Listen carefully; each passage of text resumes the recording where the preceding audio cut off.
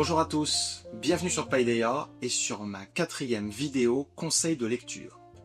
Aujourd'hui nous allons nous intéresser à de la poésie avec un livre qui m'a particulièrement touché, Le Murmure de Christian Bobin.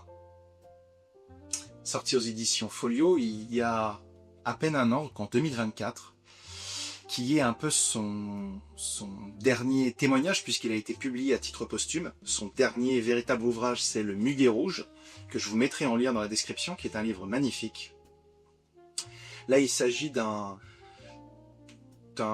témoignage, ou en tout cas d'un assemblage de moments de vie, d'écriture et de témoignages qui a été donc assemblé par sa dernière épouse, Lydie Datias, qui est aussi une poétesse, avec qui donc il a eu une relation, puisque c'est aussi une ode à l'amour et à l'amour post-mortem. C'est sa deuxième Plus que vive, qui est un ouvrage qu'il a sorti en 1996, que je vous mettrai également en lien, qui est un ouvrage pareil très touchant et très bobin, puisque cet homme a une patte très particulière. Ce n'est pas un poète classique, traditionnel, avec une forme respectée. Il a essayé de le faire étant plus jeune, mais ça n'a jamais marché. Donc il a écouté son âme, son moi intérieur, si je puis dire, et il a fait du bobin toute sa vie. Autrement dit, une poésie simple, inscrite dans le moment présent, très proche de la nature, observatrice de la nature, puisque c'est quelqu'un qui vient du Creusot et qui n'a jamais vraiment quitté sa terre natale. C'était quelqu'un de très enraciné et avec un sens de l'observation et un attachement à la terre très très fort, et qui n'a jamais jugé bon, même s'il a voyagé, mais de trop bouger, et disait-il en tout cas, il trouvait au pas de sa porte déjà tout ce qu'il lui fallait pour être inspiré par le quotidien.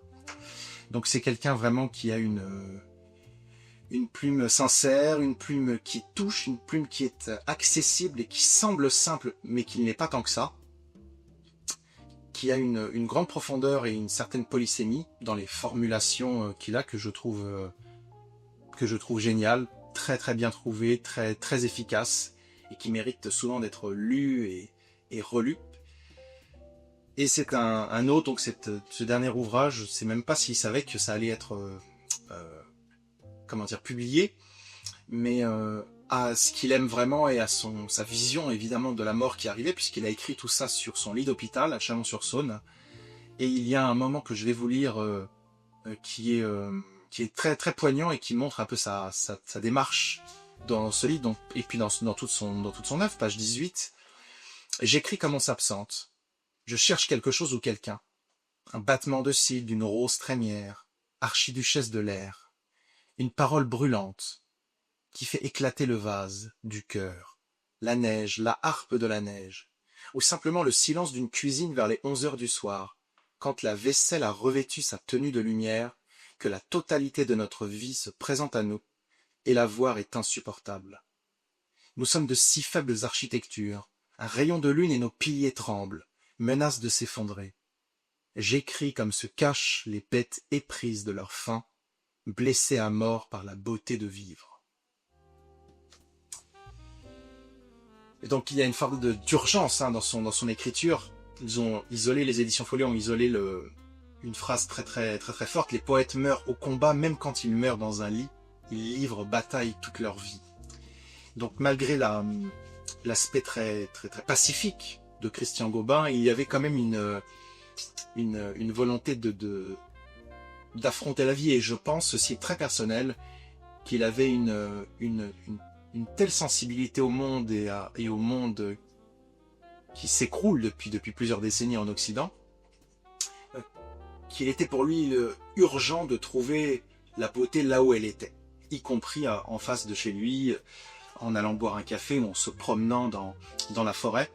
Et il y avait une urgence à trouver le beau et à déceler ce qu'il y avait d'encore beau malgré cette époque très très particulière que nous traversons.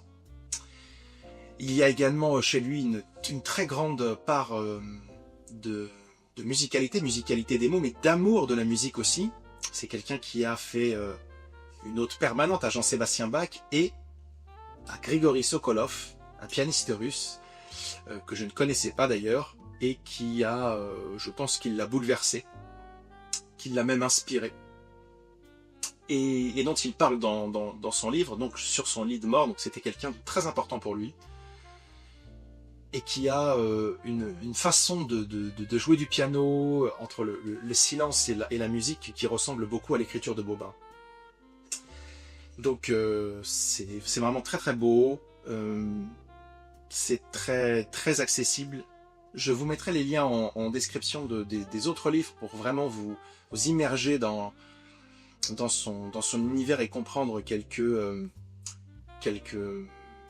références et une façon de voir la vie, de voir le monde, et également d'écouter les musiciens dont ils parlent. Je trouve qu'ils accompagnent parfaitement la lecture, ou l'écriture pour ceux qui écrivent, donc Grigory Sokolov et Django Reinhardt, qui a été aussi pour lui une révélation. Je vais vous lire sa vision un peu de la mort, puisque c'est quelqu'un qui croyait en la vie après la mort, comme tout bon croyant, et qui a tout fait justement pour la préparer. Page 60. Il y a deux sortes de morts. La première saisit le corps. Sur nos lèvres blanchies, la signature de la lune, son laissez-passer pour l'autre monde, dont nous avions parfois le soupçon. La main de gloire, qui ferme nos paupières, ouvre notre cœur. Cette mort est pour chacun celle d'un couronnement. Elle nous sort de la meute, nous innocente et nous sacre. Elle est aussi celle des fleurs qui, après avoir donné leur suc de lumière, fanent et se retirent dans un songe, passent très naturellement de l'état princier de prostituée à l'état d'ermite dans la montagne de soi-même. C'était donc l'ultime murmure d'un ultime poète. Donc de Christian Bobin, je vous mettrai le lien folio dans la description, ainsi que le lien Amazon aussi pour que vous puissiez vous le procurer. Et découvrir aussi ma chronique sur paideia.com.